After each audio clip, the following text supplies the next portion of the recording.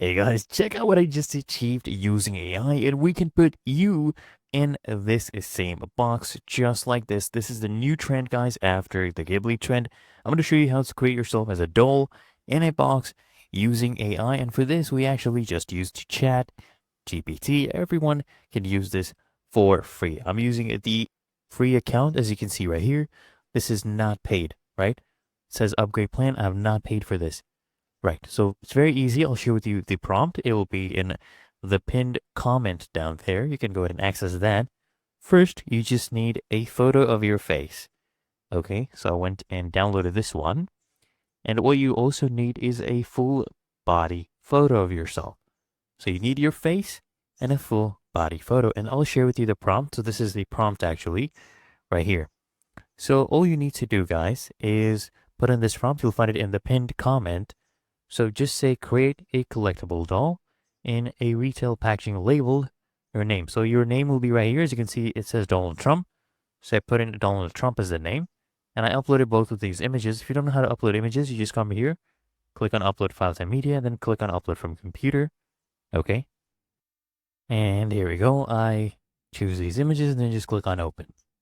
Really that easy. So you put in your name and give the gender of the doll. So the doll is male. Okay, give the age, 78 years old. The skin color is tanned, right? It's kind of orangish, which is similar to the photo I've sent you with all the details of the clothes in the photo. As you can see, he actually even picked up the red handkerchief, right? You can see that. And he is doing that same, action with the fist. He's doing that as well. You can see it's very, very similar. So you want to put a photo that will be similar to what you want to achieve. As you can see here, we can give his hair color. So here actually I messed up and I left the black hair part.